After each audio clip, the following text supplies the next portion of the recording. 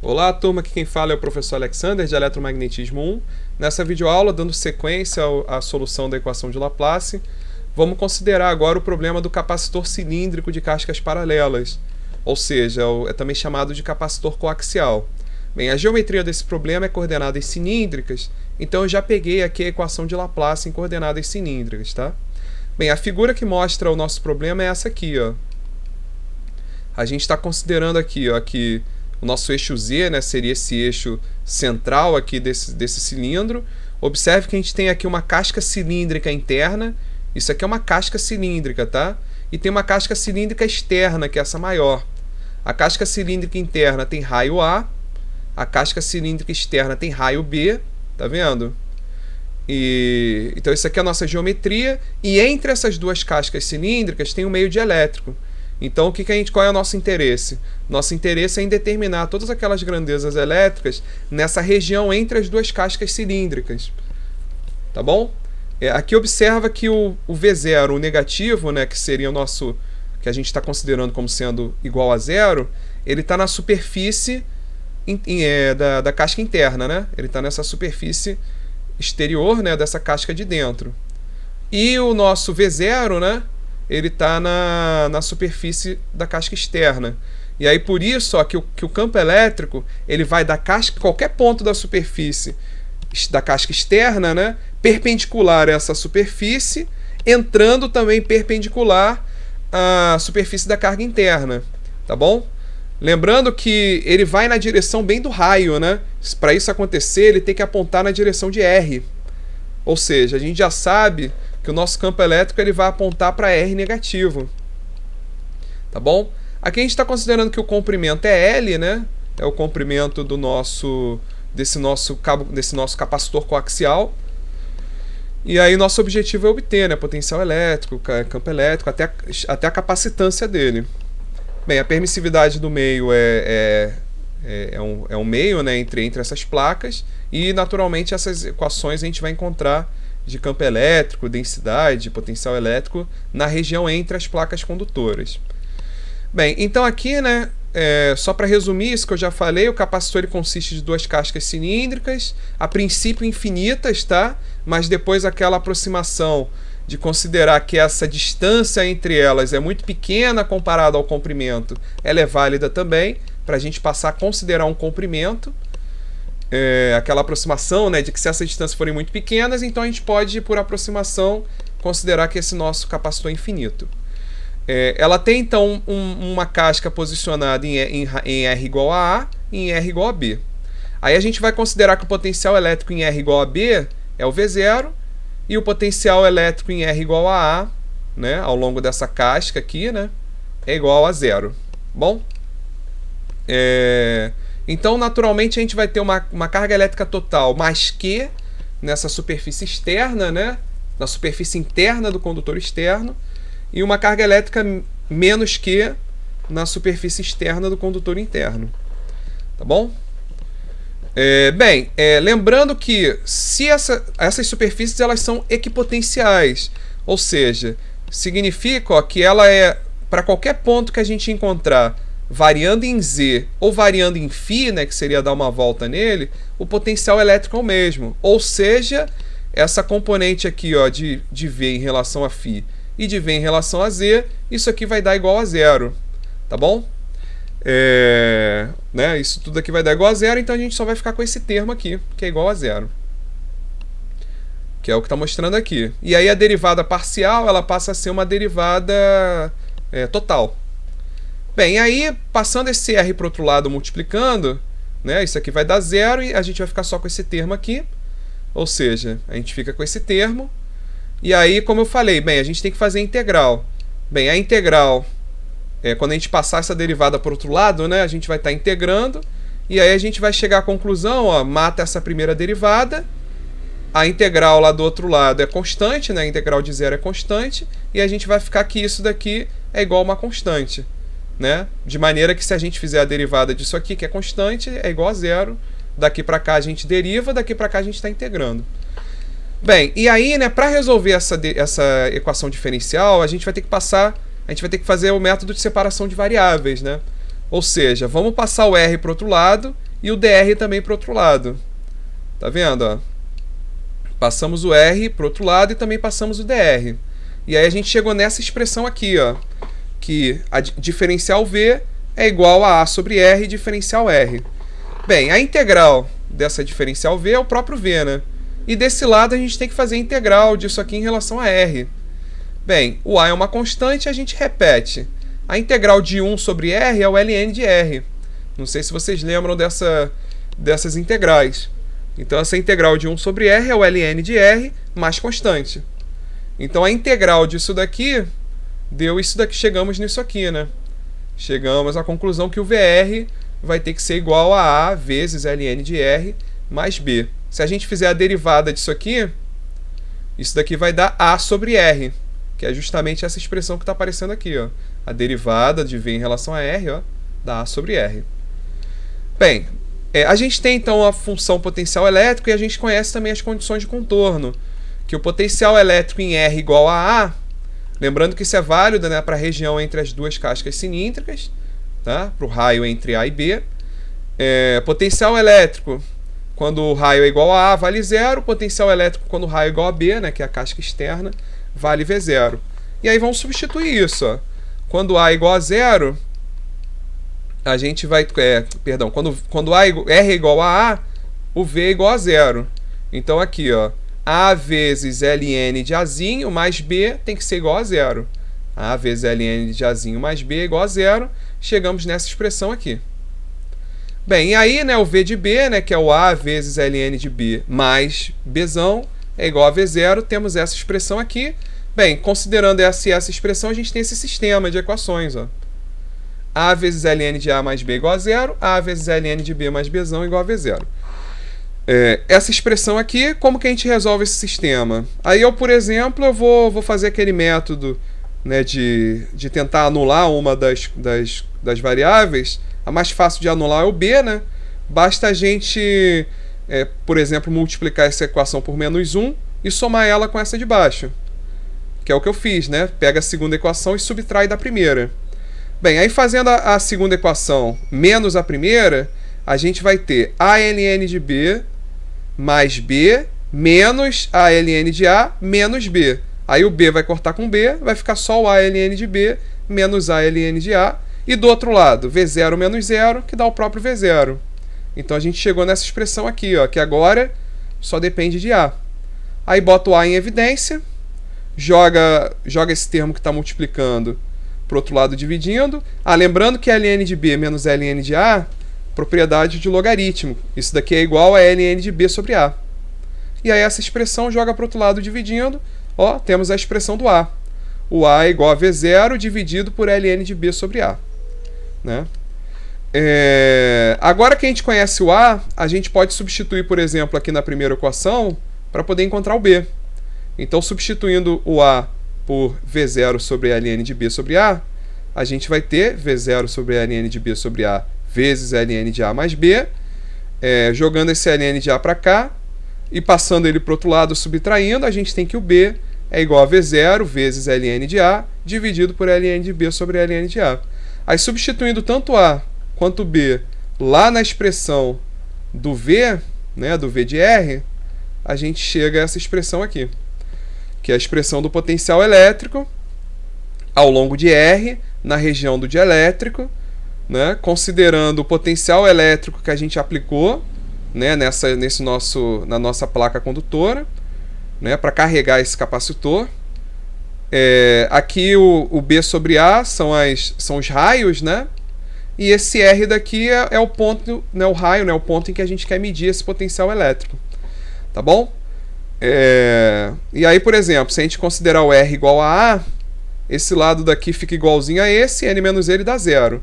E se a gente considerar isso daqui igual a B, a gente consegue, né, a gente só botar o V0 em evidência, que aí vai ficar ln de B menos ln de A, que é igual a ln de B sobre ln de A, aí corta ln de B sobre ln de A de cima com de baixo, que vai dar o próprio V0, e aí a gente, né, confirmou que esse resultado aqui deu certo, porque ele está de acordo, né, com as condições de contorno.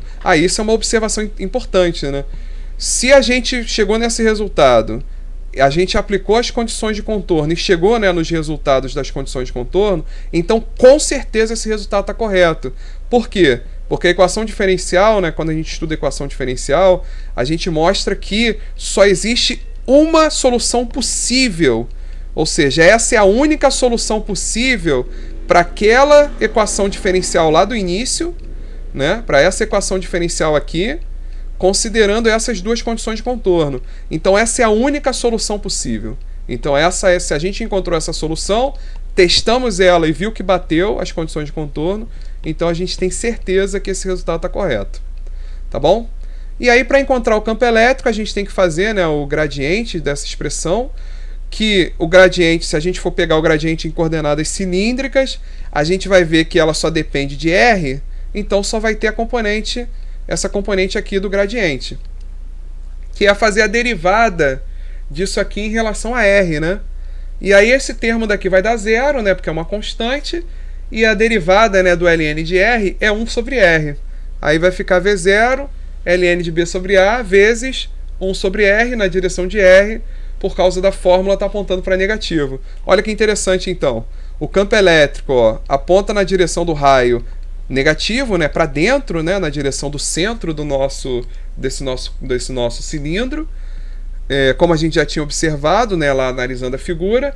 E o módulo do nosso campo elétrico, ó, ele depende do potencial elétrico, depende dos raios e depende também da posição, né, que a gente está avaliando. Ou seja, se a gente está mais próximo da casca externa, esse raio é maior, consequentemente o campo elétrico é menor. E quanto mais próximo a gente estiver da casca interna, esse R é menor e aí, consequentemente, o campo elétrico é maior. Ou seja, o campo elétrico é menor próximo da casca externa e maior, né, próximo da casca interna. Tá bom? Aí, para encontrar a expressão do D, basta multiplicar esse resultado pelo epsilon, né?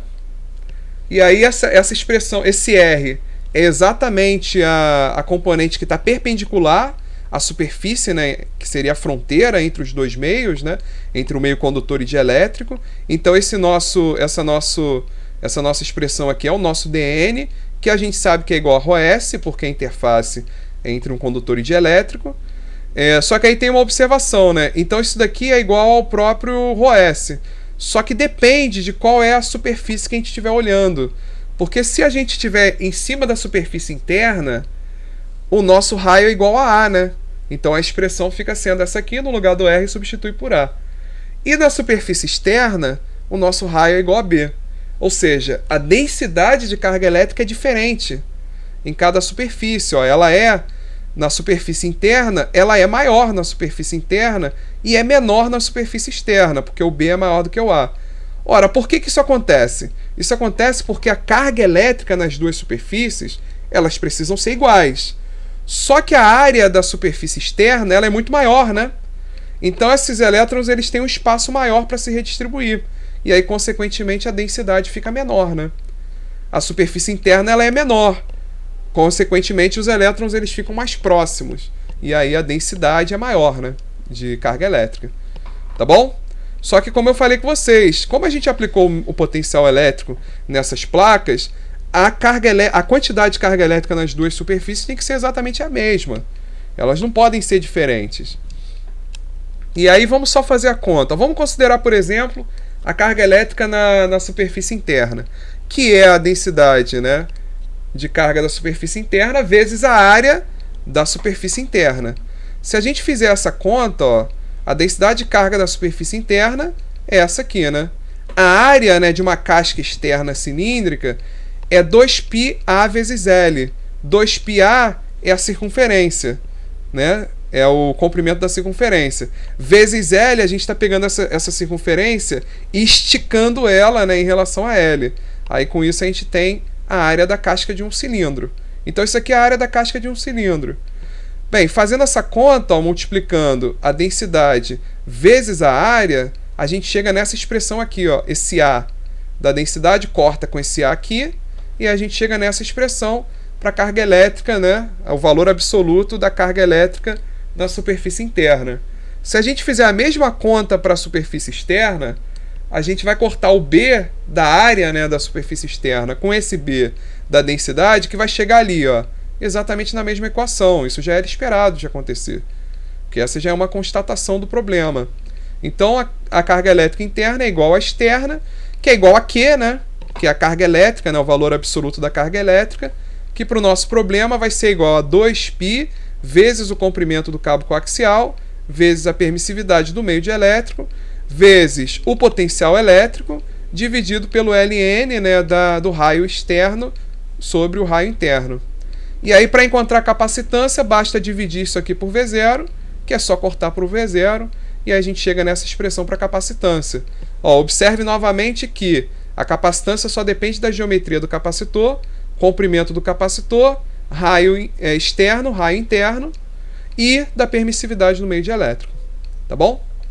Bem, aí aqui eu tenho um probleminha para a gente resolver, só para a gente aplicar essas fórmulas. Então agora a gente tem um capacitor coaxial de comprimento 60 centímetros, ou seja, 60 vezes 10 a menos 2. A casca cilíndrica interna está posicionada em R igual a 2 vezes 10 a menos 3 metros. Então esse aqui é o nosso A. O nosso B é a casca externa, né, que está posicionada em 4 vezes 10 a menos 3. A permissividade relativa é 3 do dielétrico, então a permissividade dele é 3 vezes 8,85 vezes 10 a menos 12. Temos uma diferença de potencial, que é o nosso V0 de 10 volts. E aí vamos determinar potencial elétrico, campo elétrico e capacitância. Bem, pegando lá a expressão do potencial elétrico, basta a gente substituir V0 por 10, ln de 4 sobre 2. Professor, por que você não botou o 10 a menos 3 aqui e o 10 a menos 3 aqui? Porque ele vai cortar, né? O de cima vai cortar com o de baixo, então deu simplesmente ln de 4 sobre 2. Tá bom? E aí aqui desse lado, V0 vezes ln de A. Aí não, aí desse jeito, como não tem nada cortando, 10 vezes ln de 2 vezes 10 a menos 3. E aí olha a expressão, ó, fazendo essa conta aqui, ó, essa conta daqui dá 14,43 vezes ln de R, menos, fazendo essa conta toda aqui, dá menos, isso daqui deu, essa conta aqui deu menos 89,66. Aí menos com menos deu mais. E aí chegamos nessa expressão aqui. Beleza? Bem, para conferir se esse gabarito aqui está certo, basta a gente substituir o R por 2 vezes 10 a menos 3 e ver se vai dar 0. E depois substitui ele por 4 vezes 10 a menos 3 e ver se vai dar aproximadamente 10, né? Porque aqui a gente deu umas aproximações. Tá bom? Vamos conferir para aproveitar já se esse gabarito está certo? Então vamos fazer 14,43 vezes, estou fazendo aqui na calculadora, ln de 2 vezes 10 elevado a menos 3. Isso daqui deu menos 87,81, né? Dá aproximadamente 0, né? Vou supor aqui que eu não tenho errado nenhuma conta, né? 10 dividido por ln de 2. Não é isso aí mesmo, né? Deu 14,426, né? 14,43. Aproximadamente. Tá mais ou menos aqui aproximadamente, sim. E o 14,43 vezes ln de... Agora eu vou considerar o 4 milímetros. 4 vezes 10 elevado a menos 3. Mais 89,66 deu... Acho que tem uma conta errada aqui. 10 vezes ln de 2 vezes... Por isso que é bom a gente ir conferindo, né? A menos 3 dividido por ln de 2. Essa expressão deu 89,66. É porque está bem aproximado isso aqui, né? Aí com o sinal de menos ali, né? Ficou mais 89,66. É isso aí. Vezes menos 1, mais 14,43 vezes ln de 4 vezes 10 elevado a menos 3. Deu 9,98 que eu achei aqui. Tá bom, tá razoável, né? Bem, então isso aqui a gente já chegou à conclusão que essa expressão aqui está certa, né? Aproximadamente. Bem, aí para o campo elétrico basta a gente pegar, né, aquela expressão do campo elétrico, que é, né, 10 sobre ln de 4 sobre 2 vezes 1 sobre R, E a gente vai chegar nessa continha aqui, ó, da 14,43, que a gente já fez aqui em cima, né? Que é esse pedaço aqui, né? Então a expressão do campo elétrico é menos 14,43 sobre R. Se a gente quiser determinar, por exemplo, o campo elétrico no ponto R igual a 3 milímetros, basta a gente substituir aqui por 3 milímetros, que a gente vai obter esse vetor campo elétrico. Tá bom? E para encontrar a capacitância, 2 vezes π vezes 60 vezes 10 a menos 2, vezes 3 vezes 8,85 vezes 10 a menos 12, dividido por ln de 4 sobre 2, fazendo essa conta dá 1,44 vezes 10 a menos 10, se eu não tiver errado nenhuma conta, né? E aí isso aqui é um exemplo, né, de aplicação daquelas equações, tá bom? Considerando essa geometria, né, de um capacitor coaxial, que são, né, dois condutores, né, duas cascas cilíndricas condutoras, né, e um meio dielétrico entre elas, separadas por um meio dielétrico. Bem, então na próxima videoaula, né, para encerrar essa unidade, a gente vai ver o problema do capacitor esférico, ou seja, a gente vai ter duas cascas esféricas, né, condutoras, e entre essas cascas esféricas a gente vai ter um meio dielétrico. Tá bom? Valeu!